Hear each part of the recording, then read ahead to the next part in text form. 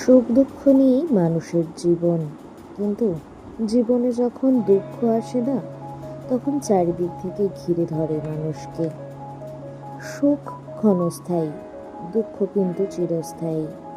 তবে মানুষ দুঃখ ভোগ করতে করতে একটা ক্ষীণ আশা নিয়ে বাঁচে, এই তো দুঃখ শেষ হলেই সুখ আসবে।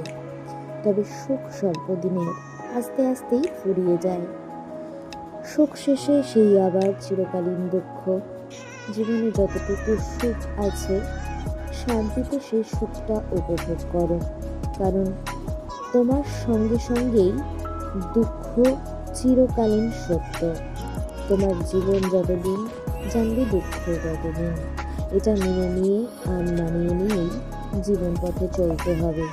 কথায় বলে না, দুঃখ আছে তাই সুখের অনুভূতি বেশ মধুর। সেটাই আসল কথা।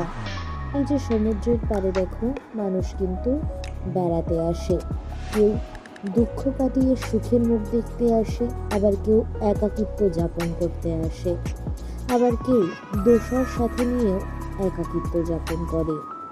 সমুদ্র কিন্তু অনেক কিছুর সাক্ষী, সুখ বলো কিংবা দুঃখ। সমুদ্র সব কিছুর হিসেব রাখে, পুরি খবর রাখে। জীবন সমুদ্রের ঢেউয়ের মতো,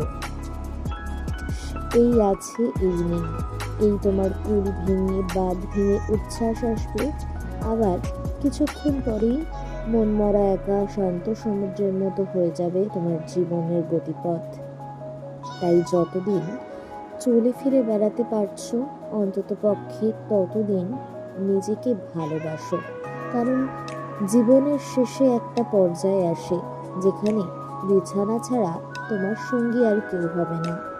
বাকি সকলেই তোমাকে দূর থেকে সহানুভূতি জানাবে, অথবা তোমার প্রতি বিরক্ত হবে। কিন্তু তোমার যে কষ্ট, সেটার কিন্তু ভাগ কেউ নেবে না। কোনোদিনও কেউ কারোর ভাগ নেয়নি আজ পর্যন্ত। তাই জীবনে চলার পথে যে কাটা, যে বাধা আসবে, সব কিছু উপেক্ষা করে এগিয়ে চলো। সময় ক্রমশ ফুরিয়ে আসছে, এটাই মাথায় রাখতে হবে।